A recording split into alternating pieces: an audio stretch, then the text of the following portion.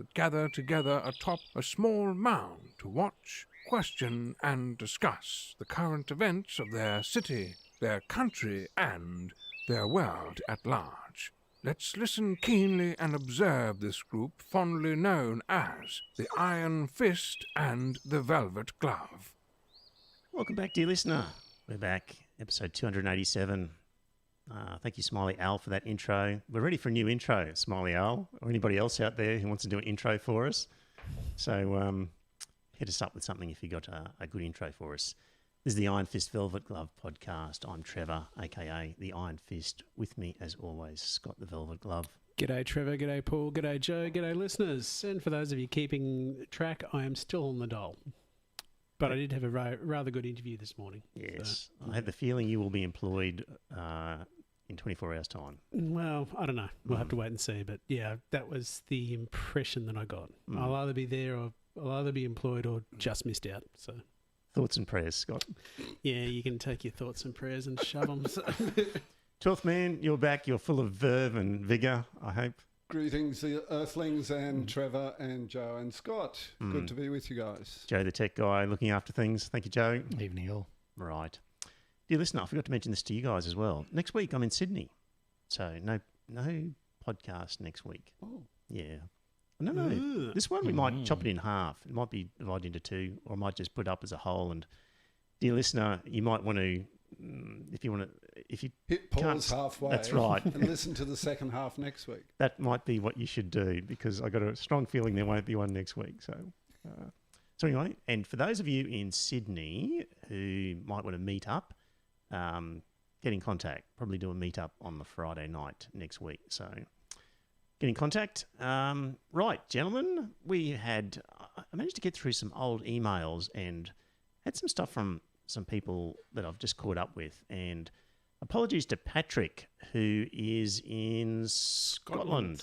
And I finally got to your email, Patrick, who said, "Hi, Trevor. I'm a big fan of the show. Currently an Aussie in Scotland, so can't often watch the episodes live. I have a few questions from the most recent show regarding the Australia Day debate. I think a key question you didn't address is, what is there to be lost by changing the date? Does it set a detrimental precedent? If so, does that outweigh the potential benefits of changing the date? If not, are there any downsides to changing the date?" I don't think we feel like there are any downsides. It's just coming up with a date for some reason other than randomly plucking it out of the air. I think we're up for a change, and there's no real downside as far as I'm concerned. I don't think any of us think there is one. Is changing the date going to actually solve the problem? No, but that's not a downside. Right. It's not going to make it worse. It's one of those things. It's just, I agree with you, Trevor. I mean, once we actually become a republic, then that would be the day that makes sense for us to become our national day, is the day we become a republic. However, I agree with you also. It's not going to solve the problem, because the Indigenous people will still find something to complain about. So, I just from think their point of view, that won't fix anything. Yeah. Oh, exactly. And more specifically, Indigenous activists. Yes. I don't think we should really generalise too much about Indigenous people. Indeed. Discussing. They hold different views. Yeah. He also says, this is from Patrick, "I was disappointed at the lack of pushback from you and Velvet Glove on the 12th man's cultural stagnation argument as a reason that Aboriginal culture should be celebrated less than Western culture.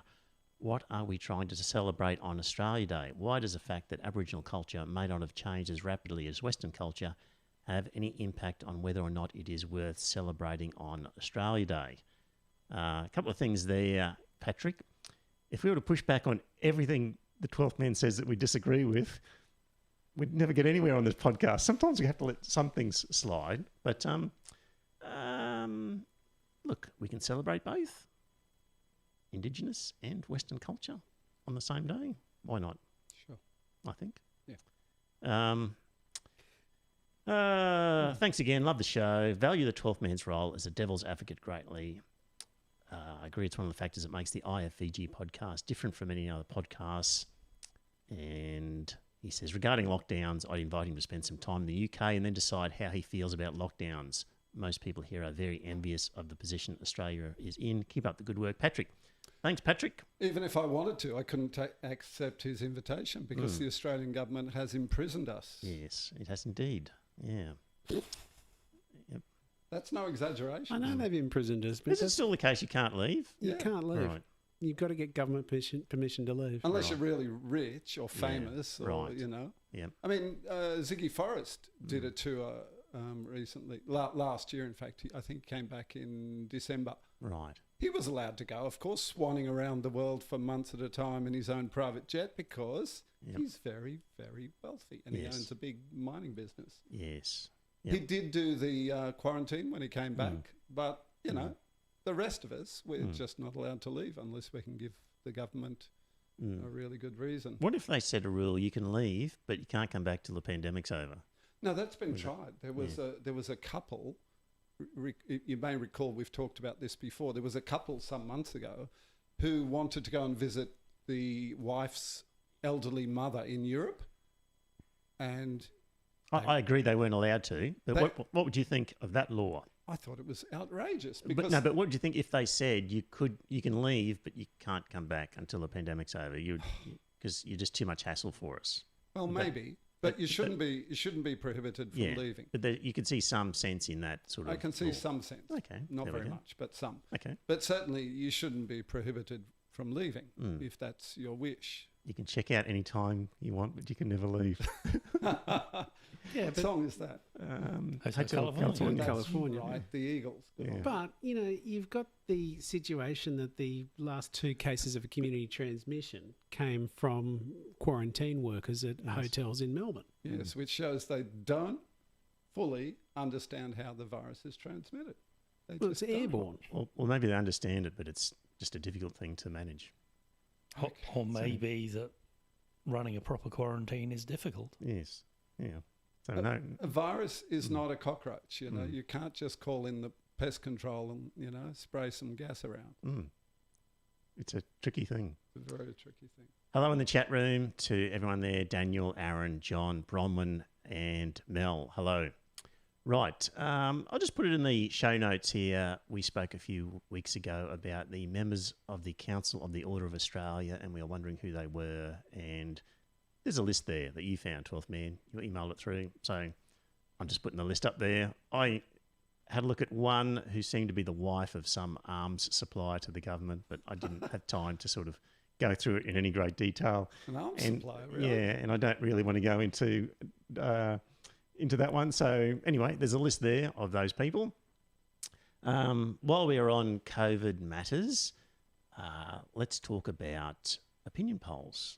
And there's one here. How would you rate your state government's response to the COVID-19 outbreak?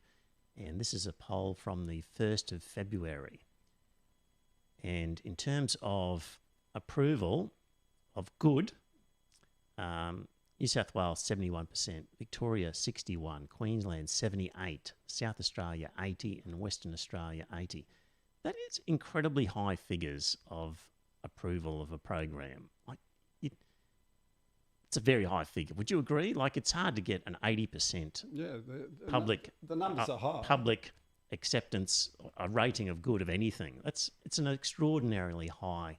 There's overwhelming support for what's happened. Now, your argument, Paul, I think would be that they're misguided and they don't understand what's going on and they've been conned. I think they've been conned big time. And others would say that, same in New Zealand, that they've been misled by the media into being fearful. So they're overly fearful and they've been conned. Absolutely. Same in New Zealand, apparently. The New Zealand government was, won re-election handsomely. And yet I read St. Jacinda was worth voting for, Paul. Was she indeed? Well, apparently she hasn't delivered on her programs, her promised programs very, very successfully. So some people would say... Well, she was only just re-elected. I think you've got to give her time. The programs she promised on her first election, Scott. Yeah, I know. When she was in coalition with someone else that had her by the short and curlies, so she couldn't get anything done. But I don't think that's the case. Well, but if people didn't like her reasons for not achieving those things, then they wouldn't have voted her back in, would they? No, I think it's the same as here. You think they've been conned? Yeah, I think they've been conned into... Right. Well, it's not only that, she presents well. Right. I'll give her that. She presents very well. She's an attractive, youngish woman. She has a lovely smile, beautiful teeth, Right. She projects empathy and human warmth very effectively. So, she's a good front person for the New Zealand Labor Party. You must be quite... Well, if you say, in your view, like 80% of... Like these 80% approval figures must be quite disheartening for you. 80%? Where's the 80? For the response on COVID, for example. Oh, I see, in South Australia and Western Australia. Yeah. It must just ruin, from your point of view, your faith in humanity, because you're one for education, and people, once they understand something, will arrive at the right conclusions, and we have to have faith in people's ability to rationalise things and arrive at an answer. Yep. And if 80% of people, in your view, have come to the wrong conclusion, it must shake your faith in that argument. It shakes my faith in our education system. I honestly don't think our education systems really instill much idea about what people are losing when they give up their civil liberties to a government, who says, sorry, everybody stay home for, 2 weeks or 3 months. So people have just made a bad calculation when they've done the assessment and how it's affected them, and they've just... You and I have discussed this before. Australians generally have, lived pretty well for quite a while, and I think affluence breeds complacency and apathy. So I don't think people really appreciate what they're giving up when they allow the government to strip their civil liberties. Does it give you any pause for concern when 80% of people have a markedly different opinion to you? Does it make you stop and think, have I missed something here? Have I got something wrong? Maybe I'm wrong. If I walk into a room and it's an average sampling of Australians, and 80% of them said a completely opposite opinion to me, I would have pause. It doesn't make you pause? Trevor, I am one of those people who reflects quite a lot on my own understanding of things. I might sound very confident, but actually I do reconsider things quite a lot and try to wonder, have I got it wrong? Have I got it right? So, because this whole thing is a weighing up process of there's got to be some restrictions. There's got to be some damage to the economy. It's a weighing up of where is the line. And it's not sort of an empirical formula that you can just lay out. And it's sort of a judgment call by 80% of people saying, as far as they're concerned, the line was at the right spot for them personally. And if the line was at the right spot for 80% of people, then the line's probably in the right spot. Wouldn't you say? I dare say there were even people who were very badly economically affected by it. Scott could be one. But Scott's not that badly off overall, even though he's been unemployed for a while. He's been affected by it. He has been affected. But some people have been virtually ruined, People who've sunk their life savings into a small business, for example, like a cafe or some sort of small business that was virtually shut down and bankrupted during last year. Now, those people are the ones who really should be angry, and for good reason, I think. Right. But look, people make their judgments on a range of factors, I suppose, and maybe they're different to the ones I use to evaluate the situation. Don't you think that given the economic numbers we have seen recently, that we look like we've gone into a very steep V-shaped recession? We went in quickly and we're coming out quickly. And we are coming out quickly arguably because of our excellent response to COVID. Now, if you compare that to the United States has got a population, 10 times the size of us? About 13 times. 13 times, okay. They're losing 4,000 people a day. Therefore, you could assume that 1/13 of that 4,000, if you were to take the opposite side of that and say, well, we shouldn't have done lockdowns, we shouldn't have had compulsory masks, all that sort of thing, we could end up with 1/13 of 4,000 people. It's 300 people a day. 330 million is the population. Yeah, I know, which is about 13 times the size of our population. Yeah. So when roughly divide, losing, what did you say? Roughly divide by 10. So if there's it's still not a huge number. If we're getting up to the total number of Americans who have died of COVID is getting close to 450,000. 450,000, yes. Let's not get into the numbers of deaths because we've been through that ad infinitum. Well, that's the point that But Scott's making, though, is 40,000. Well, I think the point Scott's making is that the Australian economy seems to be rebounding. Yes. But I'm not talking about the national economy. I'm talking about those people in the community who've lost everything. Now, the economy can go gangbusters. They're still going to be broke, you know. So these are the people I'm talking about. That's why we need to support them. It's the people That's why we need to support didn't them. have secure employment or who had But would your argument therefore their be... small business destroyed. Would your argument therefore be that the rest of the community, the 80% who haven't suffered, should be paying... offering more compensation for those who suffered a lot? Because I agree with you. A kind of levy. There are people in this there's sort of people who've really suffered badly. There are some and some who, really and the majority obviously haven't really suffered economically at all. So maybe the problem is really that more has to be offered to the people who've lost a lot. Possibly. But I still think the strategy was misguided. Okay. I disagree. Let's move on, because Scott. You've only lost 909 people in I'm Australia. not talking about the death. Because you don't want to. No. You can't just evaluate the situation on the number of deaths. That's just too simplistic. It's a pretty good metric. What would you use then? It's a more important metric than a lot of others. People's lives are impacted who didn't necessarily die, you know. A lot more people were negatively affected than the numbers who died. We didn't have huge deaths in Australia. There was, 909 people have died so far. That's right, which is not a lot of deaths. But tens of thousands of people would have been very, very badly affected.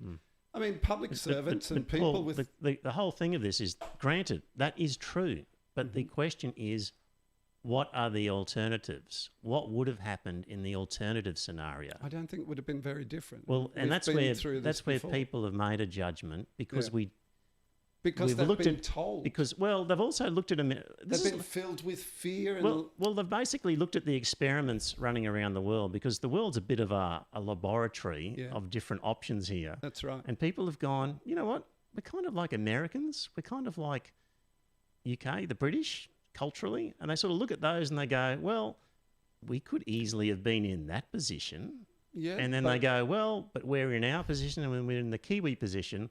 And they're making a judgment and they're going, yeah, I think I know what I prefer. So, when we say we don't know, we've got pretty good idea of what could have happened. I don't think we do. I think geography is a huge factor. It's not just similarity of social culture. Yeah, but Paul, you were just saying before that we shouldn't be closing our borders. That's right. So we shouldn't be closing our borders. So we should have people coming in from all over the world. So what good does our geographic...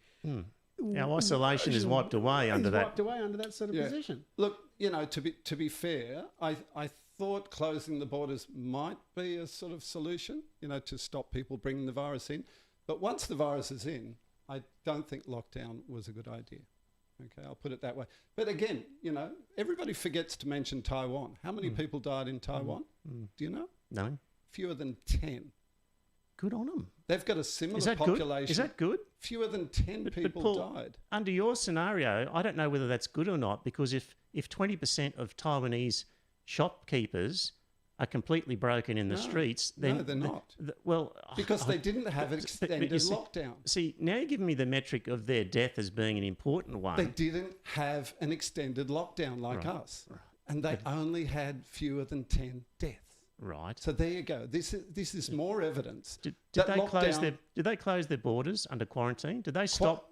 Very early they stopped flights coming in from mainland China. And have they still stopped them? No, I don't think so. But anyone can go into Taiwan? No. I don't know. I don't know the answer to that. Well, but listen, similar population to ours. They live much closer together than we do here. Their cities are quite densely packed. Fewer than 10 deaths. And they did not. But you've told us before that's not an important metric. So why is it now important? Well, it's an indicator. What's happened to the economy? So you're saying, but what's happened to the economy? The economy's fine. Is it? Yes. Is it going as better than ours? Much better, I would say, because they. You sure of that? Well, I am in regular communication with a Taiwanese friend, and she told me, no, everybody's going to work as normal. But that's what somebody in Queensland would say. Yeah. What? if somebody in America rang their Australian friend and said, how's things going? They'd say, everyone's going to work as normal. My But friends, we didn't for months. But people would say, they would give the same answer. But Wouldn't it's they? not exactly the same. Wouldn't is they it? give the same I answer? wandered around Bunnings at the weekend on a video call with friends in the UK, and they couldn't believe people were in the shops without masks Yeah, well, on. the UK is totally stuffed up, I would say. Totally stuffed up. Let's move on. Let's move on in the chat room. Don't understand where you're coming from. There's lots of good comments in the chat room. We'll move on. It's good to just dip into that for a little bit and then jump straight out again. So, pork barrelling. Yes. New South Wales is a basket case, and Australia is becoming one when it comes to Ideology. Sorry, somebody says 12th, you're putting ideology and feelings before facts. Give me a fucking break. What ideology did I mention? freedom. Freedom is an ideology. You have a very pro-freedom ideology. I think our civil rights are worth something. You have a very libertarian freedom ideology. I think that's And what's your ideology? So what's my ideology? Yeah, see, I mean, they could say the same to you. Trevor, you're putting ideology before freedom. Everybody has ideology, by the way, John Simmons. Everybody. So don't just single me out and say I'm being ideological. It was Aaron. All of us are being ideological. I think he should have been Aaron. Yes. Sorry, John. It was Aaron Claxton. Yeah. Right. I mean, saying I'm putting ideology. It's not about ideology. It's about choices that we make. You know, we all have ideology.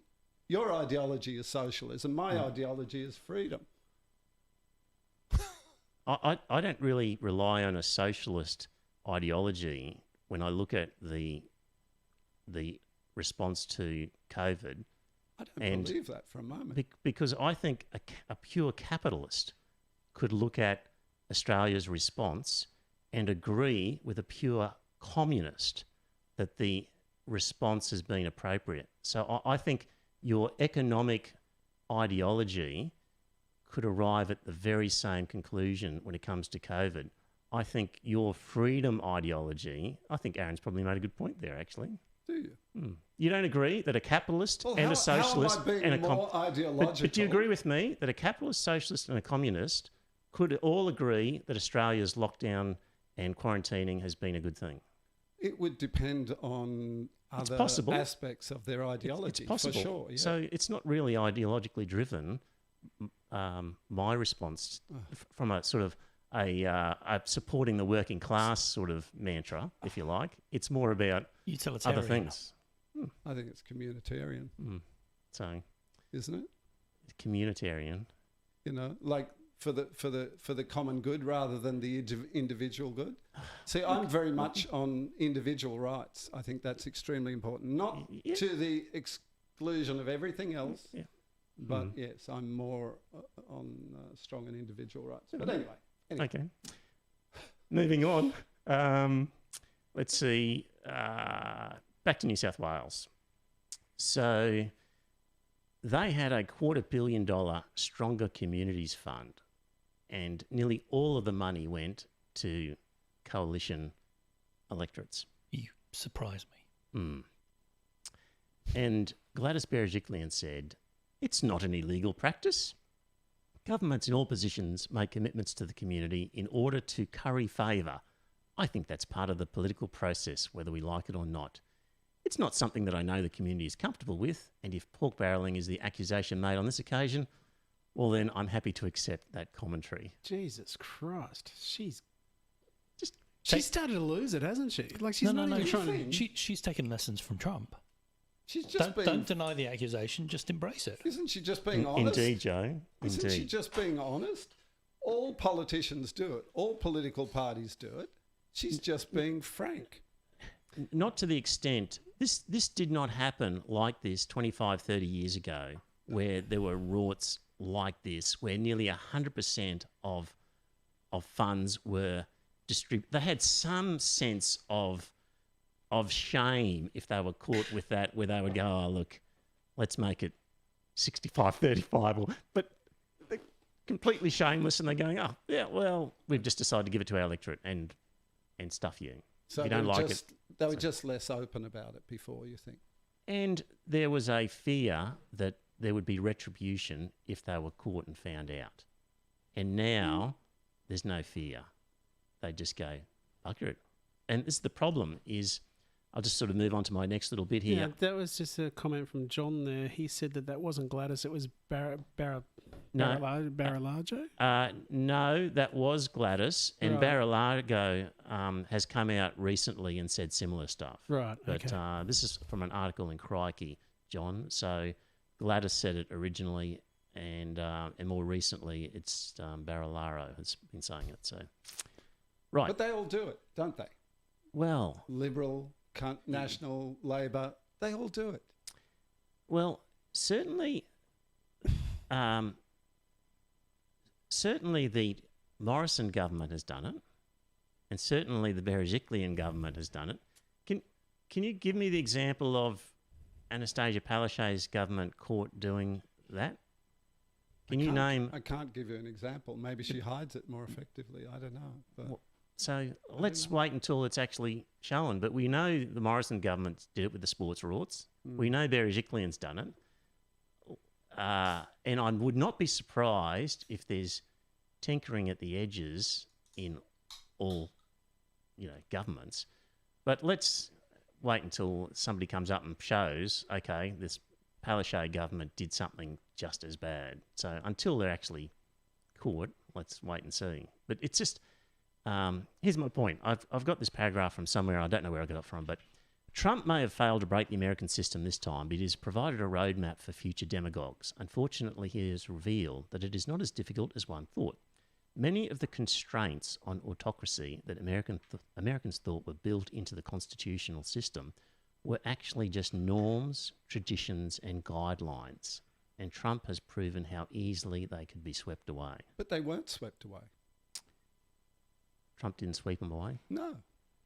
What did he do? Nothing. Well, They stayed in place. he refused to accept the result of the election, but the government functioned. The government carried on. This is more than just the election. This is his whole 4 years in government of sweeping away what were gentlemanly understandings about the way politics operated were just swept away.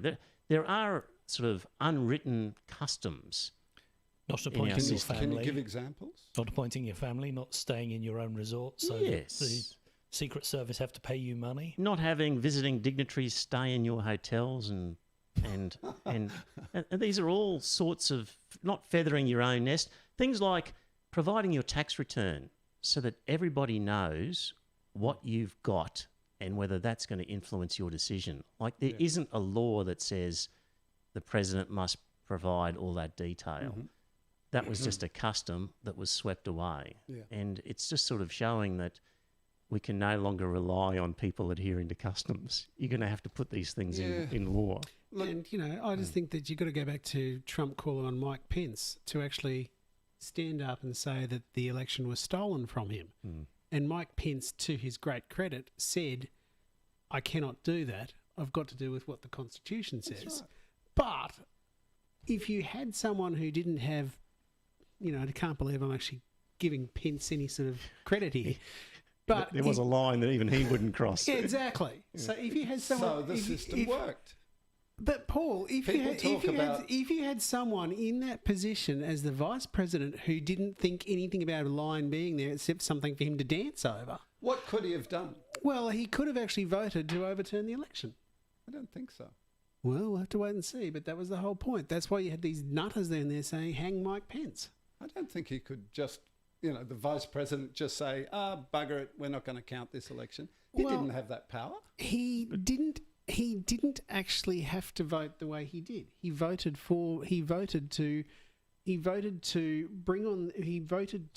carry the election results as they were cast in the Electoral College, which he didn't have to vote that way if No, he didn't but choose to. I don't think by himself he could have overturned the election. There was no way he could do that. Well, we'll have to wait and see, but I just Well, think... it's done. It's a done deal. I know it's a done deal, but don't you think that you've got to be concerned about that sort of thing? If you've got a president up there actually saying that, it's up to Mike Pence now, that's... Oh, well, no, that was Trump being expressing his wishful thinking that Pence could stop it. I don't think in reality Pence could have overturned the election by himself. No way. So you don't think modern politicians have learnt that they can ignore a lot of the accepted norms that previously were not written down but were accepted practice? Trump was crass. He was, what's the word? He was an imbecile. No, he wasn't an imbecile, but he was a narcissist and not a very nice person. I don't want the listeners to think I'm an admirer of Trump in any way, because I'm not. But I get tired of people saying Trump broke the American system. He didn't. It continued. I mean, some of the comments I see on Facebook discussions. You don't have to say he broke it. You can say he damaged it and has exposed it was already huge cracks that have led the way now for future politicians to take advantage of. I think it's been rotten for a while through the influence of money. You don't think he's accelerated that rotting? You don't think he's... Not really. Really? Not really. I mean, he's crass. He's what's the word I'm looking for? But anyway. He's had no harm to he's caused no harm to the institutions in America. Is that what you're saying? I don't know about no harm, but certainly the system has survived Trump. And I think it will continue to do so. Has it survived? Yes. Trump, intact and as fully functional as when he started 4 years ago? Is it in as good a shape as it was when he started? I think you don't have to. I don't think he doesn't it's have just to American government. I think American society has become more sharply divided. More tribalistic. Yeah, of course they have. Yeah, but I don't think we can lay that totally. You don't accept this argument that a lot of government relies on some norms of conduct that are not strictly written in black and white, and Trump has demonstrated if it's not written in black and white, I can just completely ignore it and do my own thing. You don't think he's demonstrated to people, you know what, politicians, if you just ignore these unwritten rules and push as hard as you like, you'll get away with it? You don't think he's had that effect on politics in the world? It's difficult to say. I mean, his effect on the politics of the world is probably going to take a few years to really assess. But when I hear people, and I've seen a lot of them online, particularly Americans, likening Trump to Hitler, that is just ludicrous, It's just absolutely ludicrous. Hitler murdered hundreds of his opponents, even people who helped to get him into power. Sorry, what? Who did Trump have murdered? Do we know of even one? Are you comparing Trump to Hitler? I'm not, but a lot of people do. Oh, no, they don't. They do. No, this is just... It's ridiculous, but they do. They do. You don't have to compare Trump to Hitler to mount an argument that he has white-anted the norms and behaviours of politics and government and caused serious damage. You can say all of that without saying he's Hitler. Okay. See, that's just sort of straw man. That's just straw man. No, I have seen left-wing press comparing him. But you'll find somebody saying that about anybody. Like they're saying Joe Biden's a socialist, people a say lefty about socialist. ScoMo, don't they? In Australia, some idiots call ScoMo There'll always be somebody saying something. Exactly. But as a general accepted line, people are not saying, for a start, Trump's not as strategic and as organised as Hitler. So that's an insult to Hitler. What about really. Biden? His first day in office, he signed how many executive orders? Yeah, 12 This is or something. autocracy. Right. This is autocracy. He didn't put them through the House. People didn't vote for them. He just sat down and wrote a number of executive orders. This is autocracy, pure and simple. But those executive orders that he was signing, he was reversing the executive orders that Trump put through. So what? He was voted in. He's still an autocrat. But hang on. On his first day in office, can you be he a democratic, acted like an autocrat. Can you be a democratic autocrat? Well, he was elected. Hitler was elected, and then he became an autocrat pretty smartly, didn't he? Joe Biden was elected. Yeah. So give him time. And so he's democratically elected. So was Trump democratically elected. Yeah, and the whole point of democracy is when you're elected, you change things. That's the whole point of getting into power. Yes, but aren't they supposed to present bills to the Congress? No, these are executive. And have a vote? No, these are executive orders that a president executes. That's the whole point of them. Is you don't go through the House of Parliament. They're an executive order. Do we have those in Australia? No. Good. We're a different system. Yes, and I think it's very good that we don't. But he was we don't give playing that by power the to our system. But look, people criticised Trump for doing exactly that. No. And then No. Biden gets they in didn't. in his first day in office. No. People did not criticise Trump so much for the fact that he used executive orders as the fact of the nature of the orders that he actually made. Because they said, okay, you've got the power. Okay, but double standard. One standard for Trump, another standard for Biden. No, you're missing the point. Did you understand the difference I was making there? I do. So the point But isn't... you're saying it's not okay for Trump to make executive orders, but it's okay for Biden. No, I didn't say that. Why? Well, you said he was elected, so it's okay. It was the nature of the Trump orders that people objected to. Yeah. And so as soon as they got into power, the Democrats said, out with that and in with ours. Did they ask the Congress to vote on changing them back? You don't on executive orders. Yes, that's the whole point. No, it's not. Executive orders are autocratic. But that's the way it's written. That's the way it's designed. That's the way the American system... Yes, but why criticise Trump for his executive orders and not Biden? It was the nature of them. Biden was simply... It was because he used... The executive orders he made were things like, I'm going to build a wall. And people... It wasn't the fact that it was an executive order. It was, that's a shitty idea. A lot of people liked his idea, remember? Exactly. Trump announced that during his election campaign in 2016. My point, Paul? I'm going to build a wall. Paul, you're interrupting me. People voted for it. Paul, can you accept my point? It wasn't that they said, this is executive orders and autocratic. It was, this is a shitty order. We acknowledge you can do it, and presidents make executive orders, but that's the nature of American power. You're suggesting that Biden... You're applying a double standard, Trevor. I'm sorry. No, well, I'll let the dear listener work out that. No. But the whole point of... I'm sorry, Paul. Yeah. But the whole point of American political structure is the president, as the head of the executive, has certain powers that he can make without reference to the parliament. Which is a shitty idea, I think you'd agree. And... it's quite normal to do that. And it would be obscene for a president who's been elected on a promise to get rid of Trump's orders to then go into and get power and not reverse them. He went to the people. He went to the people and said, vote for me because I'm going to get rid of these orders.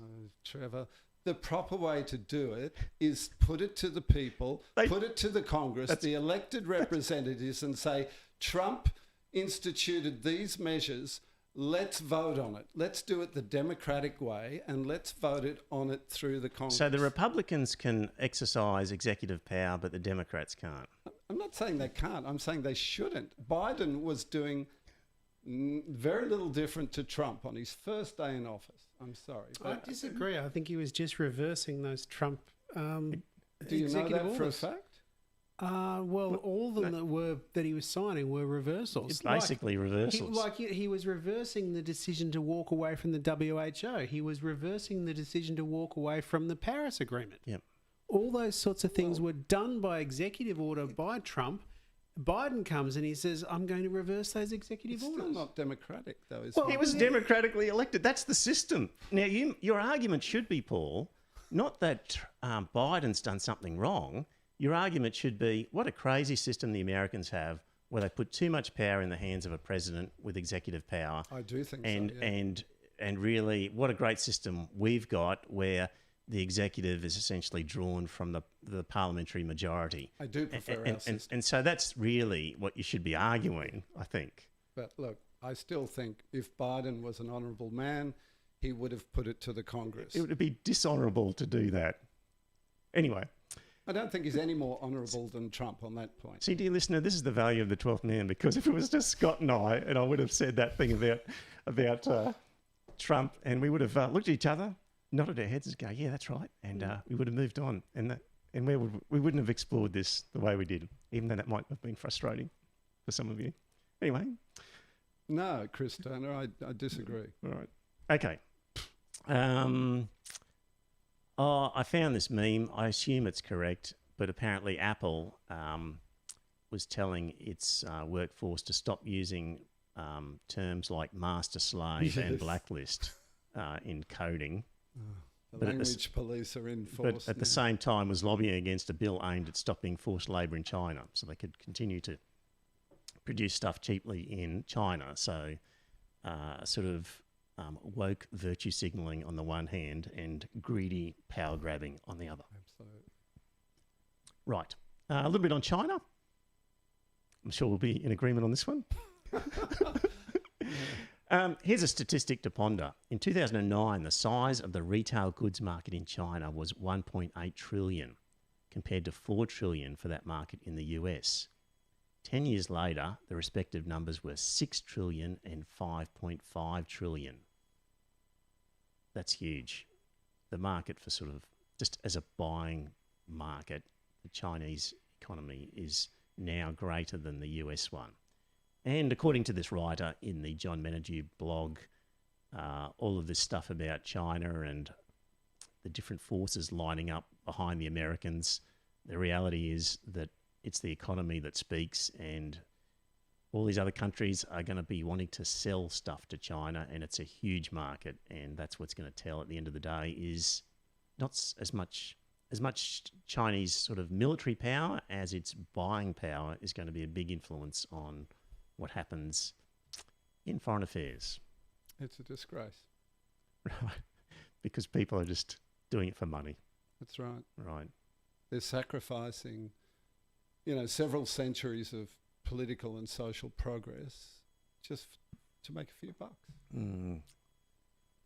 I mean, another, 20, 30, 50 years, we'll look back on this as a sort of, pre-World War II moment, where people acquiesced to Hitler's expansion and his plans. When was McCarthyism? McCarthyism was 50s. 50s. Maybe we'll look at it as post-World War II, McCarthyist era. No, I don't think so. I don't think it has any comparison with McCarthyism. But it's a big moment in history because China is on the ascendancy, no doubt about it. And it's not for the good of humanity. Because under the McCarthyist era, it was like there's Reds under the bed everywhere. And, is everyone a commo and who's a commo? And there was a search for people who were sympathetic to communists. Some idiot among the listeners accused me of having that sort of mentality, which is absurd. Right. Well, there is an argument that some commentators would say that we're in an almost McCarthyist era when it comes to China. It's not McCarthyist. China sort of finding things that aren't there. Is sort China of is run by an autocratic, dictatorial, ruthless government that treats its own people like furniture. And people think it's okay to support that government by trading with it. We are, in fact, facilitating China's expansion and rise by continuing to trade with them. I think we need to draw the line and say, sorry, but unless... What should we do with all the businesses who deal with China and are going to lose? Find other customers. And if there are no customers... Then tighten our belts because it's going to be a rough ride. But in the long should we run... compensate those In ones? the long run, we should not be facilitating the rise of a ruthless, anti-human dictatorship like the Communist Party of China. They are not going to be good for the world. Right. And people will look back on this moment in history and say, what were they thinking? Just, how much money they could make out of China without the long-term view of what the consequences were going to be for humanity and the world at large. I could push back, but I won't. Go ahead. No, we've done China enough to death in the past. But that's just an example for Patrick at the beginning. He said, I've just put it in your pushback. Sometimes you just have to let things go and we come back to them at different times. Craig Kelly and Tanya Plibersek met up in the halls of Parliament and basically Craig Kelly has become famous or infamous on his Facebook page for promoting what is seen as sort of conspiracy theories, sort of.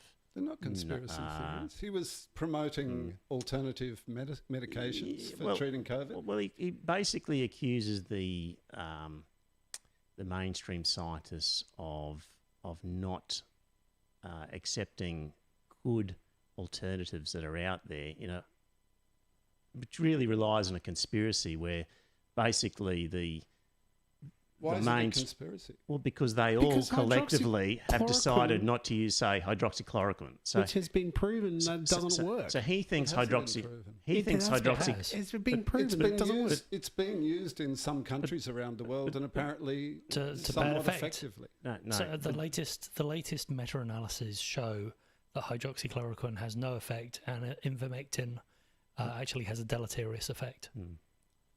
But Paul, if he says hydroxychloroquine works, and all of the sort of government scientists around the world in Western liberal democracies are saying it doesn't, then really that's sort of he's basically alleging a conspiracy by these groups to not accept hydroxychloroquine. I don't think conspiracy is the right word. And obviously, you know, every time you attach conspiracy theory to somebody, everybody goes, "Oh, he must be a nutter," you know. I think he is a nutter. Well, you're entitled to think so. And I mean, I think there's a Catholic conspiracy around certain things, so and that might make and, me a and nutter. conspiracies are sometimes real. Let's face it. Yes. But I was, a little bit disappointed in Tanya Plibersek, the way she treated him. She patronised him, and she didn't treat him with But all she's... dignity, No, well... which he's entitled to, regardless of whether you agree with him or disagree. But how was she disrespectful? Didn't you see the video? Yeah. She stood there smiling at him, Yeah. like you smile at a crazy old uncle that's over for the Christmas dinner. You say, Yeah. "Oh yeah, uncle, yeah, oh that's a nice story. Yeah, we all understand." Yeah. She was patronising, and But he was patronising her. I don't think he was. He was Yeah. trying No, to he state was- his case. He was saying to her, "You don't understand the science, my dear. You need to speak to Robert Clancy, Australia's most preeminent immunologist. And when you've done that, you can come back and apologise to me." Now, if that's not patronising, what is? Oh, I thought she was very patronising. But all she said was, because he said, "You're spreading misinformation" to her. And she said, "I just agree with the chief medical officer and your prime minister. That's all I'm doing. Mm-hmm. Do you not agree with them?" Because that was really what she was saying. I thought she handled it marvellously well. Okay. What else was she to do? Say, Try well, and- a good comment, Craig. I'll take that on board, and I'll go and look up Robert Clancy straight away. You might be onto something. Yeah, is maybe that that would- is that what she needed to do? Well, it might have been more courteous to just.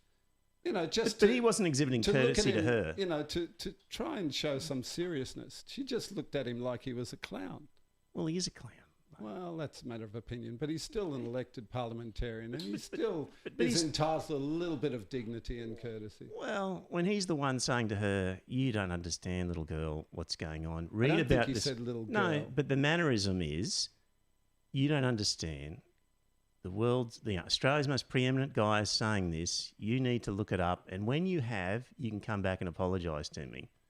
That's when you do that, you're open to a smile back, I reckon. He seems to have disappeared off Facebook. Right. He's got a huge Facebook following. It's massive. Yeah. Look, can't I'm find him. not a fan of Craig Kelly. I just think everybody who's elected to Parliament should be treated with dignity. That's all. Yeah. Well, I think he got what he deserved in the sense. I don't think he treated her with dignity. I don't think that his comments to her were particularly dignified. Yeah, maybe there was So, fault on Anyway. both sides. But who's Robert Clancy? dunno. So this is from the University of Newcastle, put out a statement. While the university always respects freedom of speech, Robert Clancy is not speaking on behalf of the University of Newcastle when offering his opinion on this issue.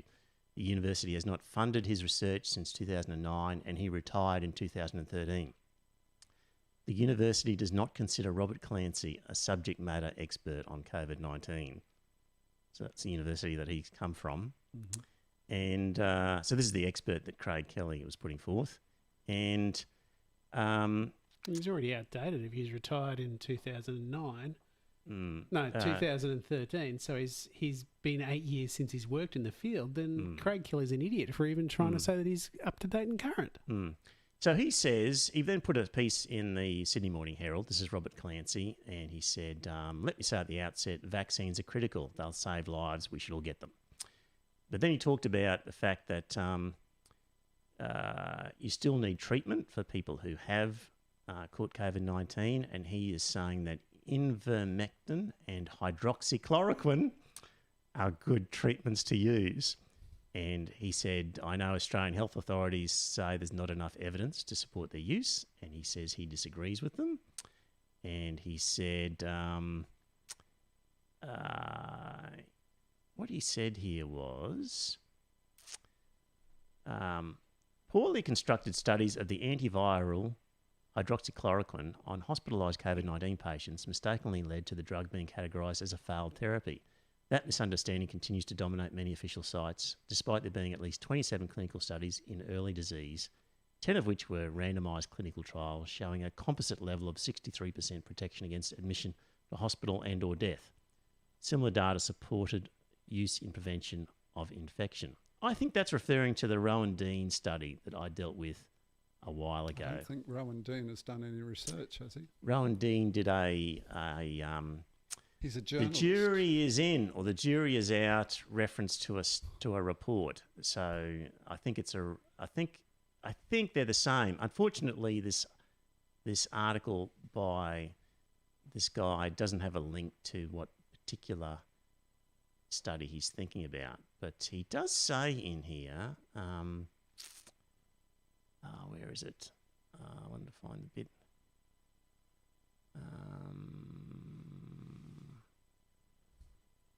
I can't find it. Anyway, the national science reporter from the Sydney Morning Herald, Liam Mannix, writes, the National COVID-19 Clinical Evidence Task Force, a federal government-funded body made up of scientists and doctors from the nation's medical and scientific societies, strongly recommends against using hydroxychloroquine to treat or prevent COVID-19. It strongly recommends against using ivermectin outside clinical trials. The evidence shows hydroxychloroquine and ivermectin are not effective in treating or preventing COVID-19. Hydroxychloroquine poses multiple risks to people who take it, the task force has concluded. Goes on. So that's the sort of Craig Kelly position. That's the position of Robert Clancy. That's the accepted position of the nation's medical experts that the government has employed. Dear listener, come to your own conclusions about that based on all that. I'll have to find the link to the paper that was published late December, early January, which basically said ivermectin actually led to worse outcomes and hydroxychloroquine was ineffective. I want to find this bit here. I think you guys are adding an N. There's no N. Ivermectin, isn't it? Oh, possibly. Could be. Don't claim to be an expert on the pronunciation. Ivermectin. Ivermectin. It's a minor point, but something I noticed. Sorry. Because you're anal retentive, Paul. No, I'm not. I try to go every day, Scott. Oh, I'm just trying to find this bit that he said it was.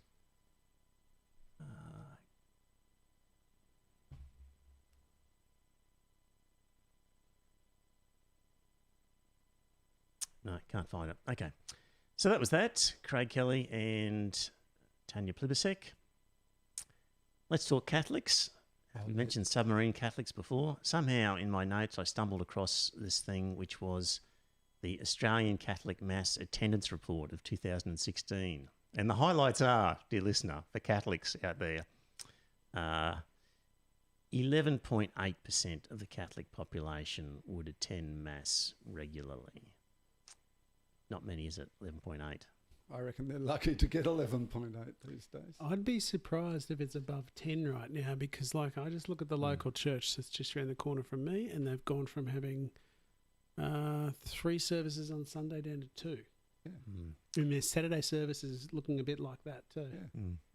Because all the shit that came out in the Royal Commission, people have turned around and said, well, fuck it, I'm not going anymore. That's right. Well, if the people are going, who are they? And the percentage of Mass attenders born in non-English speaking countries has risen from 18% to 37%. So immigrants from non-English speaking countries trot along to Mass, while as those born in Australia or other English-speaking countries, they're not going. And most of the people going, a third of the attenders are aged between 60 and 74, so old people, and 3 out of every 5 are women. So basically, non-English speaking background or very elderly and Or female. more probably female. There we go. That's And who goes look, to a Catholic Mass. It's been a trend for decades, literally for decades. But in Europe, they have a lot of priests who are, in fact, African because they just can't find enough Europeans who want to become priests anymore. Yeah, I've been to a funeral at Sandgate not so long ago, and it was a obviously Filipino Be a priest. few of them Yeah. too, So struggling to find them. Yes.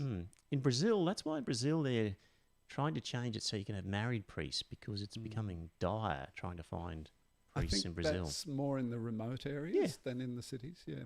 Yep. Okay. Who is going well in terms of attendance Hillsong. would be Hillsong. It's popular, and I thought it was the music, but after this article from the Courier Mail, I've got a new theory. You ready for it, Paul? I know what it is. The wife of Hillsong founder Brian Houston has proclaimed the need for women to lose weight to keep their husbands aroused and to exercise their plumbing bits to obtain orgasms during sex. Plumbing bits.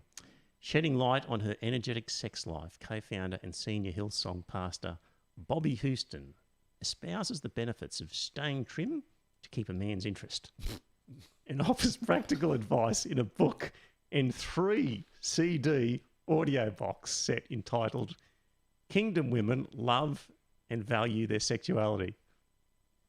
You're pretty good, aren't you? A book and a 3 CD audio box. Why not on that topic. DVDs?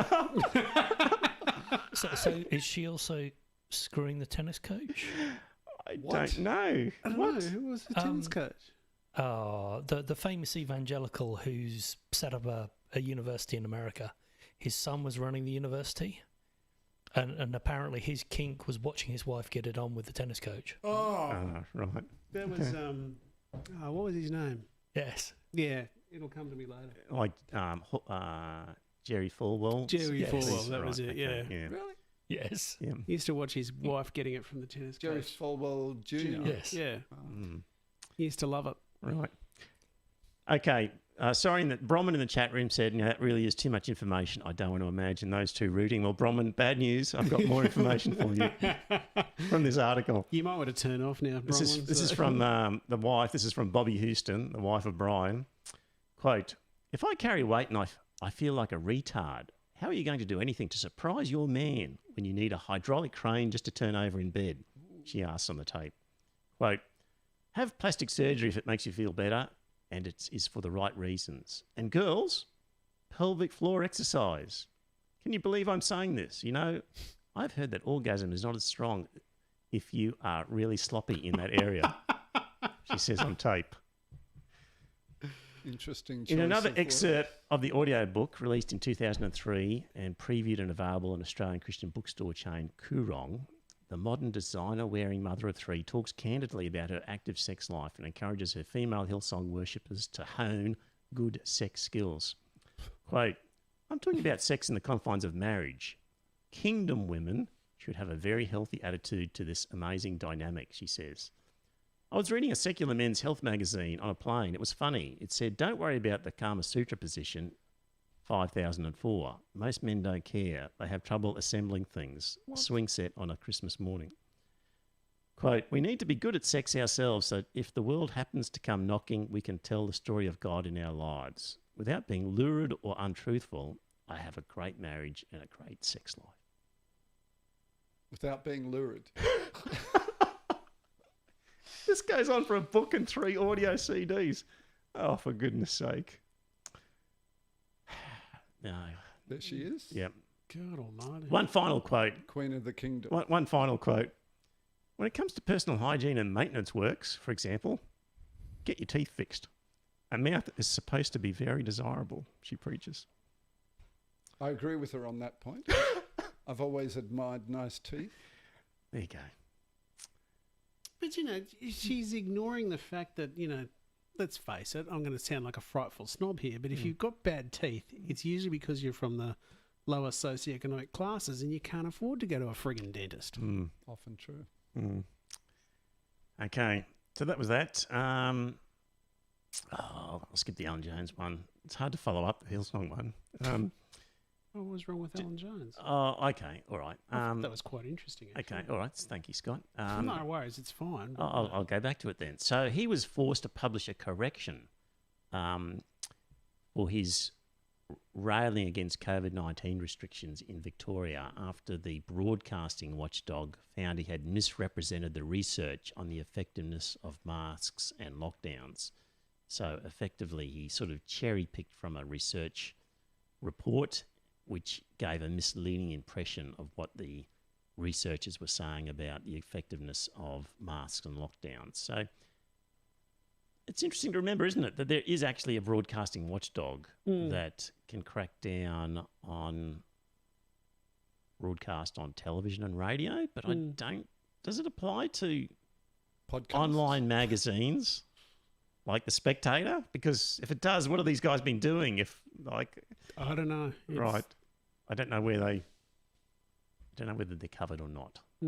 But anyway, the broadcasting watchdog was able to say to Alan Jones, what you said was misleading and deceptive, and you need to clarify. And he was forced to do it. What do you think of that, Paul? No Should there be a watchdog doing that sort of thing, or should it just be a free market of whatever you want to say? The press should be pretty much free, yeah. Because I thought that would be a restriction on freedom of speech. There's another restriction on freedom of speech. Well, it is. And I mean, it depends on who's running the watchdog as to what is allowed and what isn't. So, no, I wouldn't agree with that. Well, I think they've actually got pretty good reasons there. They said that he didn't actually talk about this... report honestly. Exactly. So he was Who just... decides, Scott? See, that's Well, the I whole think point. it's a fairly cut and No, it dried look at. You look at that, you see that he's cherry picked it and that sort of stuff, and you draw very different conclusions. We have tribunals and ombudsmen and all sorts of people who decide these things all the time when there's dispute between people. Sorry, I believe in a free press. Thought you would. Foreign progress in the Middle East. So one of Trump's achievements was the United Arab Emirates and Morocco agreed to recognise Israel. That's something positive, isn't it? So that's on the plus side. On the downside, it was on the condition that they could purchase $23 billion and $1 billion worth of US-made weapons, respectively. So it was a quid pro quo on that. But don't you think you should say who actually said that? Noam Chomsky. Noam Chomsky, who's a known socialist and all that sort of thing. So I think he'd be quite right on the facts of that, though. That wouldn't surprise me. I just thought you should mention who actually said it. But the Americans have been selling weapons to them for decades. I know that. It's not exactly new, is it? No. Yeah, but you've got this whole thing that if they on the proviso that they could purchase $23 billion and $1 billion worth of US-made weapons. It was probably always going to happen anyway.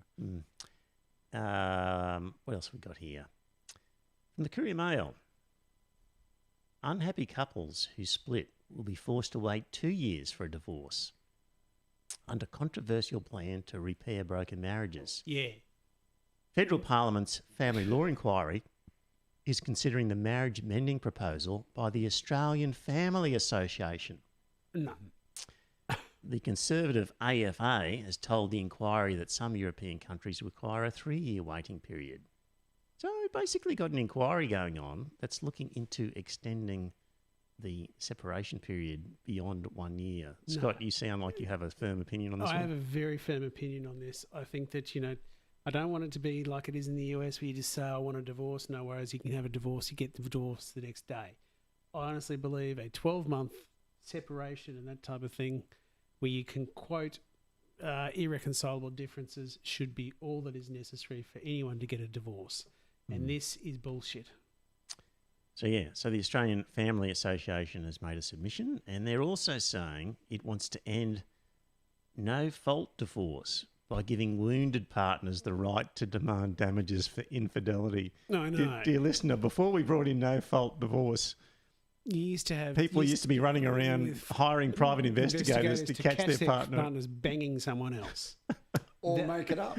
Exactly. That was the whole point. You had to go through all that garbage and that sort of stuff to prove that they were unfaithful before you could get a fucking divorce. That's right. This is absolute nonsense that you've got an organisation like that saying that they have the right to get involved in people's marriages like that. Scott, don't worry. The inquiry, it's okay. It's being chaired by Catholic MP and father of 5, Kevin Andrews. Yeah, So who's nothing... a dickhead. Actually, I was really pleased to see that. I'd love to find out what the religious line is from that guy that actually took Kevin Andrews' I think it'd be seat. pretty conservative. Yeah, I know, So, it'd be fairly this is the conservative. so Kevin Andrews, dear listener, was Yes. rolled in pre-selection. Exactly, which Oh, was, was Yes. it was beautiful that it happened. Yeah. But Anyway, he's still in Parliament now, though. he's still in Parliament now until the end of the next until the end of this term. But now one of the things that Kevin Andrews, he was the guy that was actually pushing for the reversal of the Northern Territory's voluntary suicide act. Yeah. So the territories actually now put their hands up and said, can we have that revisited, please? Now, one would hope that the federal government actually grows a pair and says, yep, we'll open that up again. And if that debate goes the right way, then you could have the ACT and the Northern Territory back in the game again. So the Northern Territory, I think, had passed laws to allow Voluntary assisted dying, and I and think Kevin half a Andrews dozen passed. Kevin Andrews introduced a private members' bill, to knock that on the head. which was And at the time, it was ridiculous because you had, what was that big bloke that was the leader of the ALP? He used to be a minister. Kim Beazley. Kim Beazley. And Kim Beazley and John Howard on the same side of that. It was absolutely ridiculous that they were actually both trying to snuff out that law. Kim Beazley too. Yeah. Right. There we go. And I remember there was a guy that was, I can't remember what his name is, but he was the transport minister in the Hawke government. He stood up there and he banged his hand on the dispatch box and he said, my life belongs to me, not to the state. And I thought to myself, I agree wholeheartedly with you. Joel in the chat room says that's horrible for people being abused by their spouse. And Joel, I think in the fine print here, the AFA was saying they would allow a quicker divorce in the instance of, yes, AFA says divorces should be granted sooner if a husband or wife has been convicted of a violent or sexual offence or threatened physical violence against a spouse or children. Yeah, but Well, they're guess still what's going to happen? They're going to have to go and get fucking evidence of that, aren't they? Well, or has threatened physical violence. So guess what? People are going to say, I want a quick divorce because my husband or my wife threatened me. To beat me up, yeah. It's just going to get ugly. Yeah, in other words, people are going to tell lies when exactly. it's completely unnecessary. It is completely unnecessary under the current circumstances. You just got to wait 12 months. They're obsessed with people's bedrooms. Absolutely. This Morrison government, they are obsessed. There was a beautiful line in oh God, why can't I think what the name is of the show is? It's The West Wing. The West Wing. And there was a line in that where the Josh Lynham was talking to a Republican congressman and he said, yeah, you're all about small government. You want it so small it can fit in my bedroom. Can crawl through the keyhole and have a good look. Exactly. Yeah. But don't you think it's a bit more than just the bedroom? I think people like Andrews are concerned with the longevity of the institution of marriage and, the impact it has on children and things like that. I mean, I'm not saying I agree with him, but I think that's where they're coming from. Yeah, but I personally think 12 months is about right. Yeah. It's one of those things. You've just got to give people the benefit of the doubt, and you've got to think to yourself, no one's going to go into a marriage quickly and get out of a marriage quickly. Unless, of course, they've won one of those competitions on reality television. Yeah. Yes. Married at first sight. Exactly. I don't think there's been any obvious sort of social problems arising from 12-month separation rule. No. If you go back to having to get evidence for everything, it's a load of nonsense. This is a bunch of people looking for a problem that doesn't exist. Exactly. And, also to those people out there, I don't think any of our listeners are like this. No, they wouldn't. It's been 2 years or 3 years since we've had marriage equality. Has the sky fallen down? No. Have a majority of gay men gone out and get married? No. It's just one of those things. Me and the better half, we just wanted the right. I don't know, Scott. I mean, they passed that law. The next thing we know is a fucking pandemic around the world. I mean, And the Satanists, I'm just saying. Satanists in our schools. Yeah, and Satanists in our schools. It could be like Scott. could be purely Plague. coincidental, but who knows, right? Exactly. Just saying. Well, that's fine. I'll turn up next week in my pink triangle then, shall I? So 3 cheers for One Nation Senator Pauline Hanson, who slammed the plan as painful. If you've made up your mind you don't want to be together, why drag it out for 2 or 3 years, she said. You've got to cause more grief and pain. Sometimes it's better to finish and move on with your life. Has Pauline Hanson ever said anything more sensible in her life? I don't can't think so. recall it. Mm. She's sounding eminently sensible at last. Yeah. Mm. Look, Paul, What? you send through Spiked and Spectator articles all the time. Yeah. And just to prove that I do look at them Thank you. and Thank you, sift Trevor. through them, Thank you, Trevor. there's one here, dear listener, from Spiked, about Maori medical students in New Zealand. This is where a father made a complaint because his hardworking son had a very high score, academic score, was turned down for admission at medical school in New Zealand. And according to this Spiked article, and I haven't been able to confirm these exact numbers, but anyway, here's what they said. In 2020, the medical school had 202 places available for first-year students entering from this preliminary year. Of these, 120 were given to those entering under special categories. 58 claimed to be Maori, 20 Pacifica, 1 Maori Pacifica, 29 claimed rural category placings, 11 were granted placings in a low socioeconomic category, 1 under a new refugee category. That left 82 general entry places out of the original 202. And that made it pretty tough to get in if you were just white Anglo-Saxon. And that seems to be the case, that's definitely the way it's panning out there. And I found an article from the Otago Daily Times. Maori students studying medicine at the University of Otago say they are fed up with the ignorance they face over the way they are selected in their second year of study.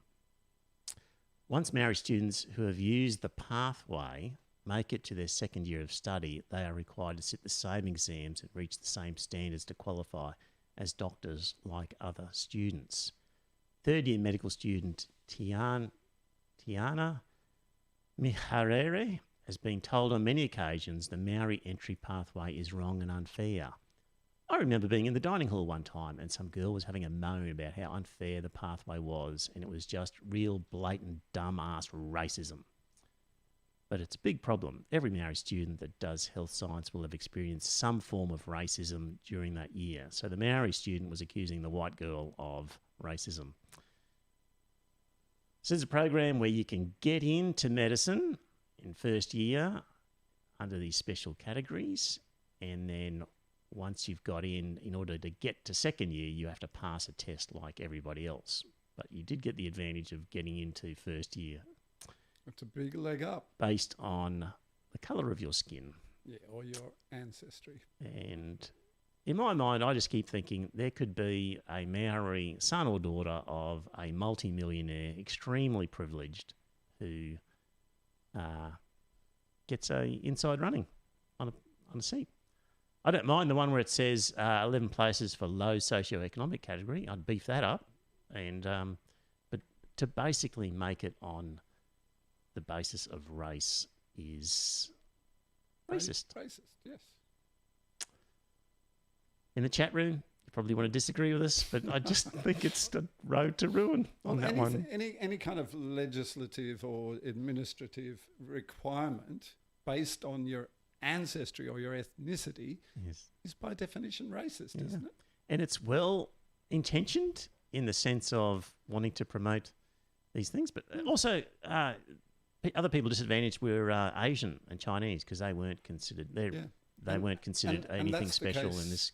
And they're not a minority who got special attention in this field. Yeah. So, and it was found.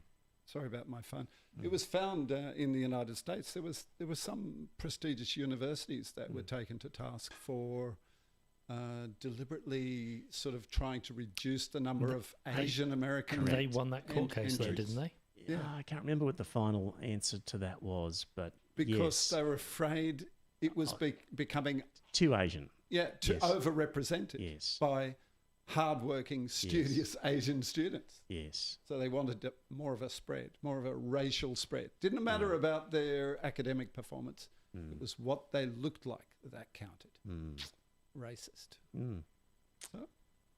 Sympathies to New Zealanders over that one, and that's just a mistake, I think.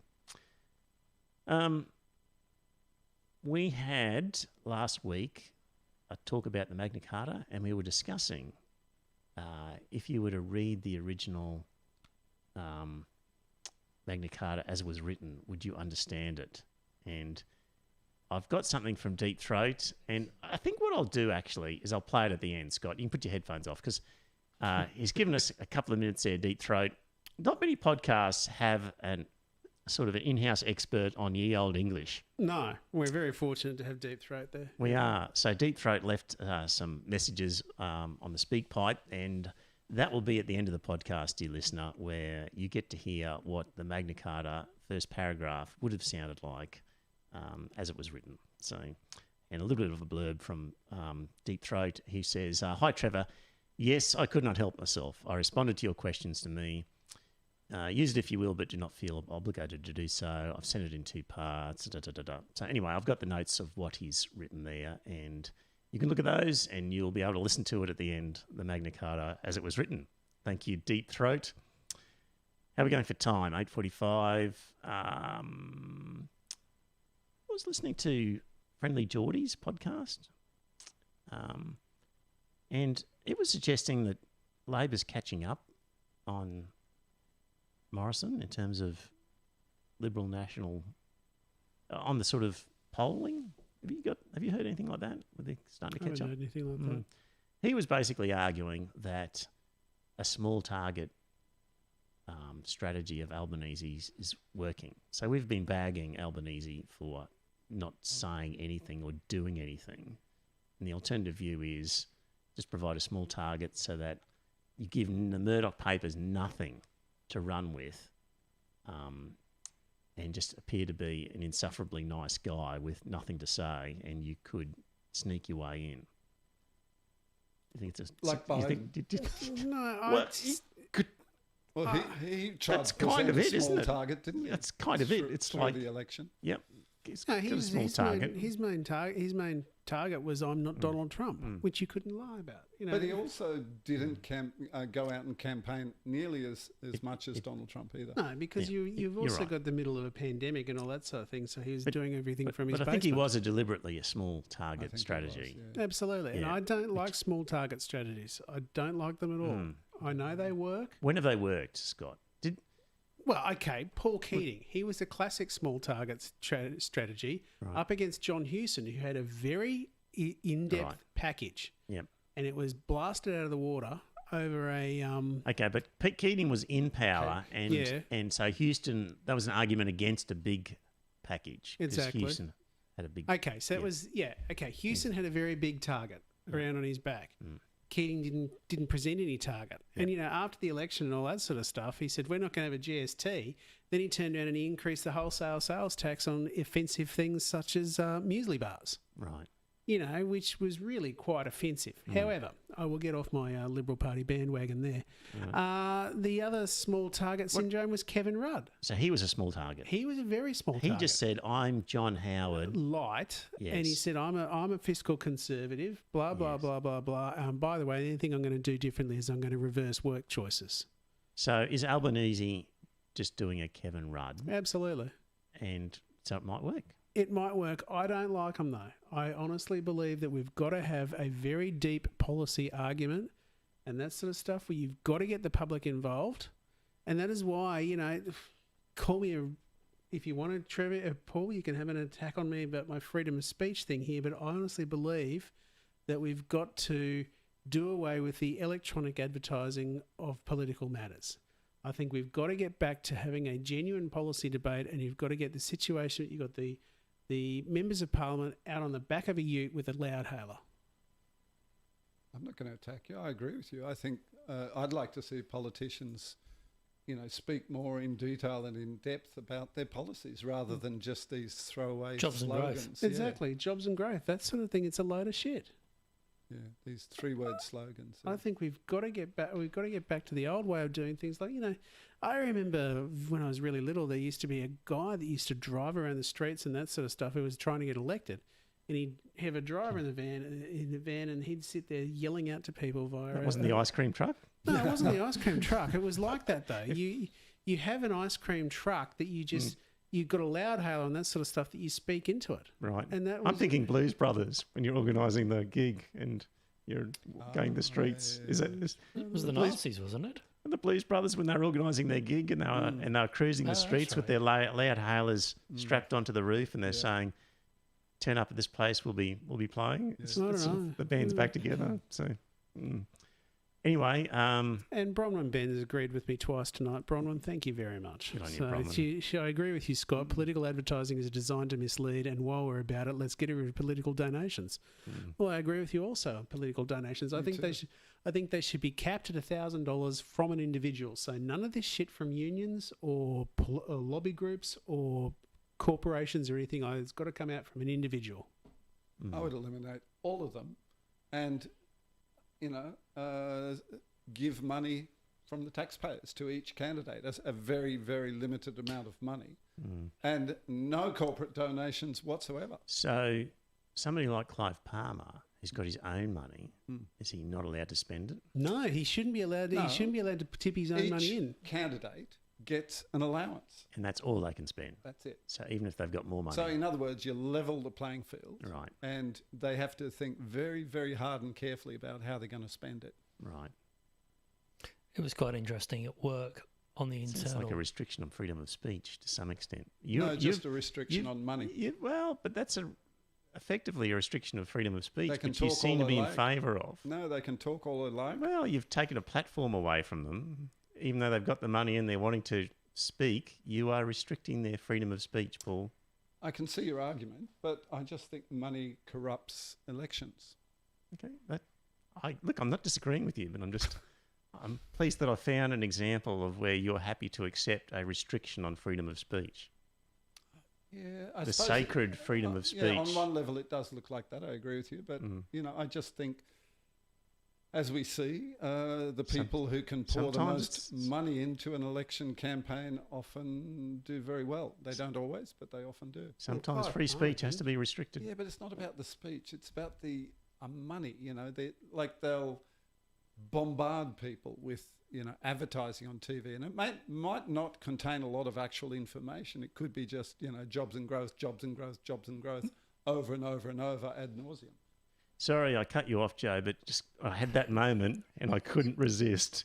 Do you have something you want to say? Because that was just too good to just pass up. One is there was a certain very rich politician who got elected recently in America, well, a little while back, who got free advertising because he was so outrageous that the news channels covered him for free. Indeed. Yes, And good point. number two was there was a big discussion at work, large employer internal message board, where certain donations were called out in company accounts to political parties. Mm-hmm. And lots of questions were asked internally, and eventually it was yes, we bought seats to talk to politicians at some dinner, and we do it, doesn't matter whatever the party. Yes. And there was a lot of internal discussion about whether that was valid or not, which is interesting. So it's not just us there. I think there is a lot of concern about it. Do away with all that sort of stuff. I think this whole buying access to people, it's all got to stop. Yeah, lobbying has gone. One of the crazy, problems hasn't for it? American politicians in particular is they spend so much of their time on the phone begging for donations. It must Exactly. be soul destroying. Like secretly inside they must be going, God, I'd love a law that meant we were banned from doing this, because they honestly, most of their time is spent on the phone and at functions bringing in money. And it doesn't matter if you're in a district that is expected, that regularly brings in a lot of money, because your budget is just higher than the other ones. So that it's a terribly soul-destroying business that politicians are in over there. So, right.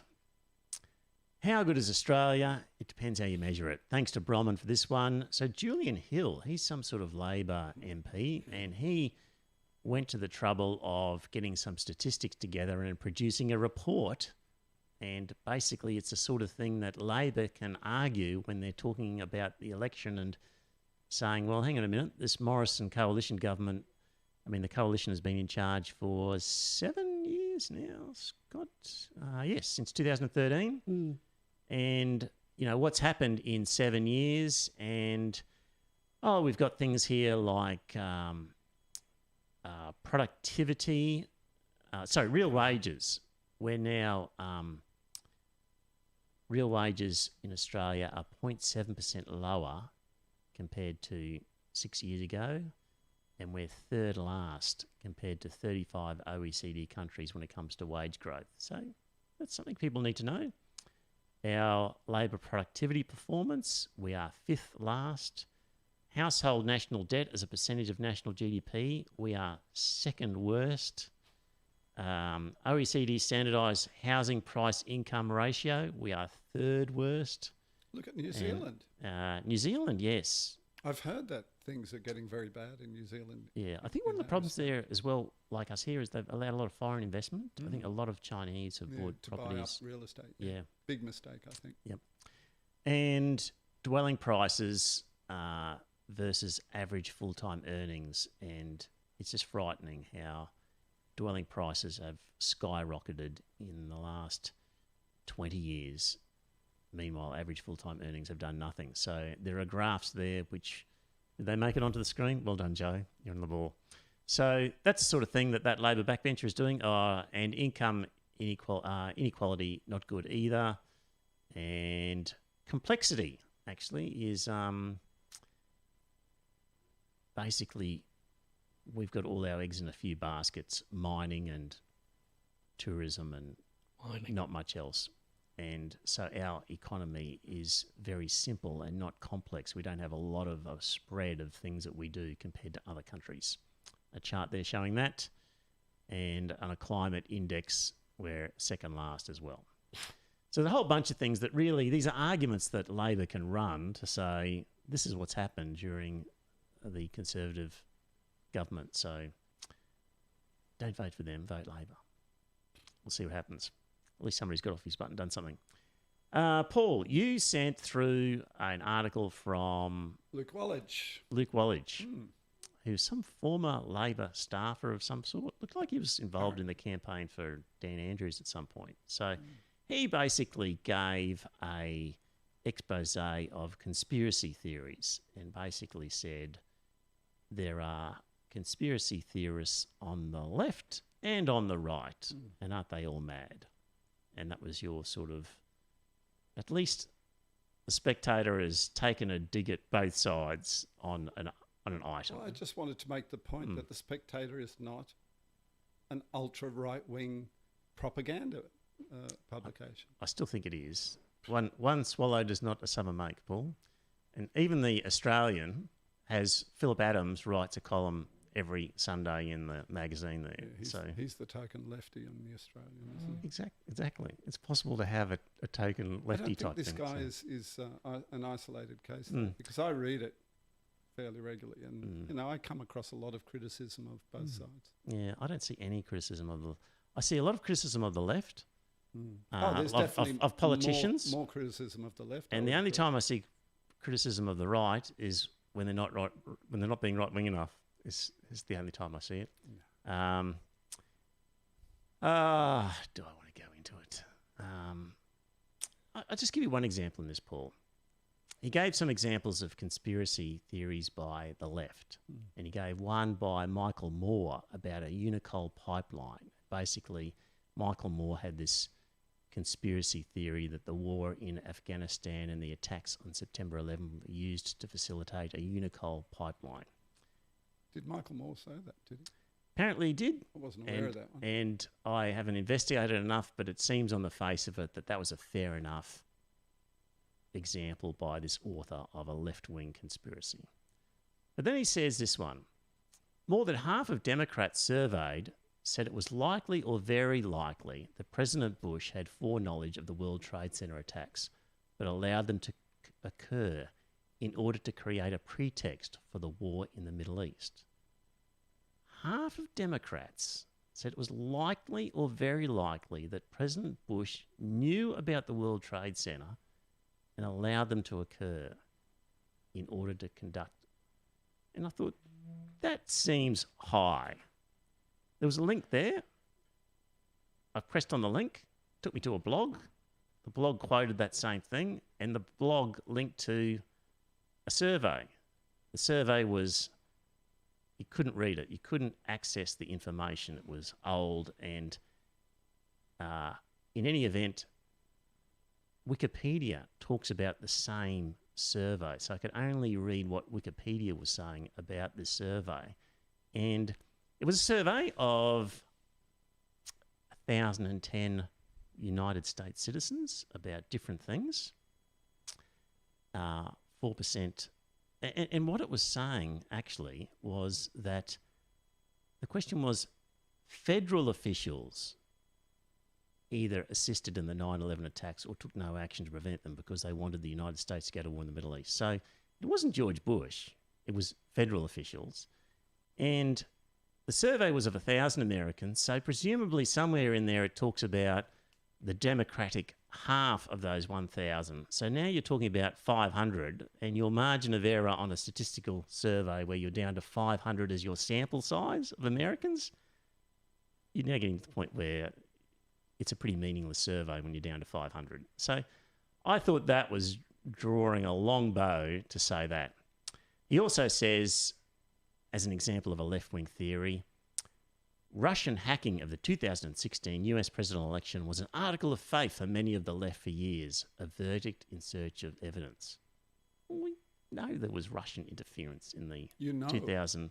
For sure. The US authorities have said that there was.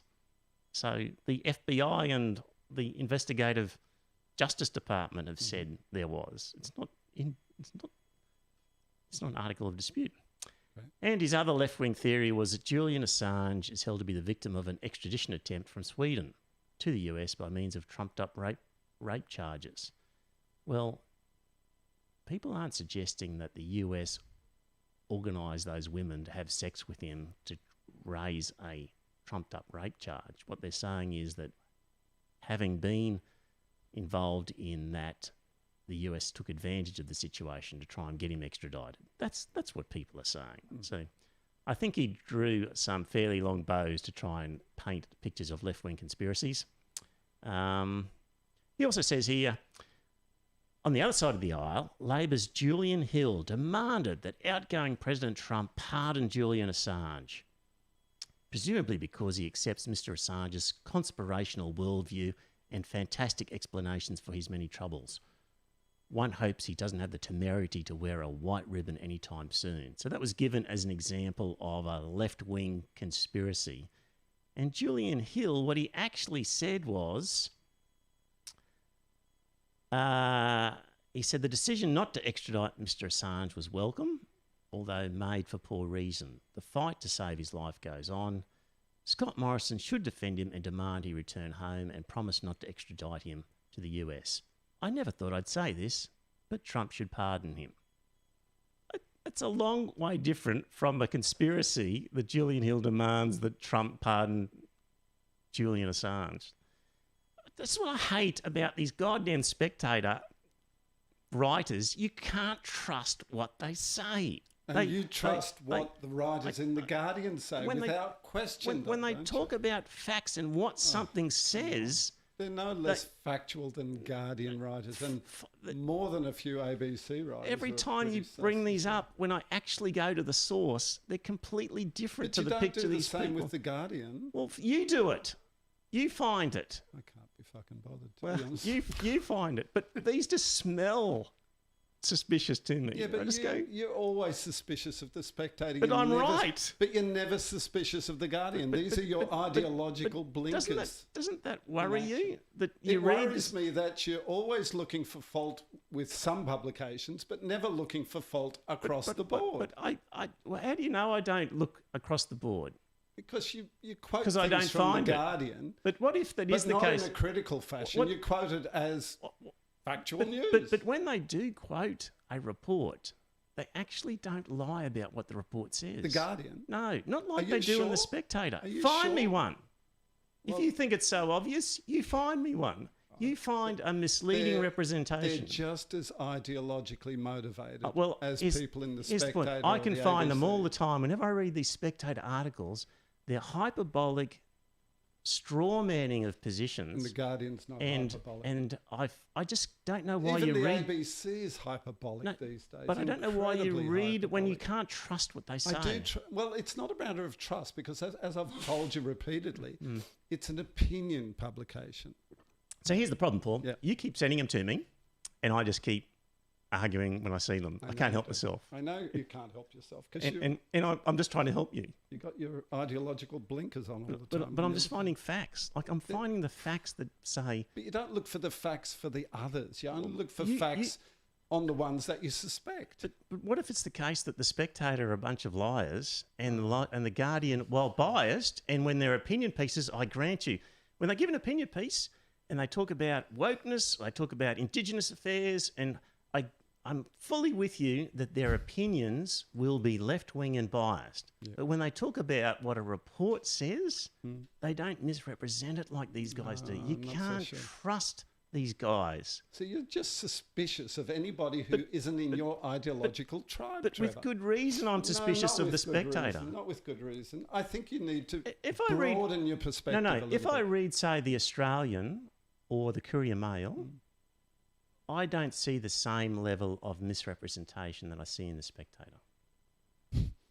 Because the Australian and the Courier Mail report news. The Spectator does not report news. It gives purports to. people's opinions about general. No, but it purports to in general events. But the things that I pick up aren't saying, I'm not picking up a difference of opinion. I'm picking up factual misrepresentations.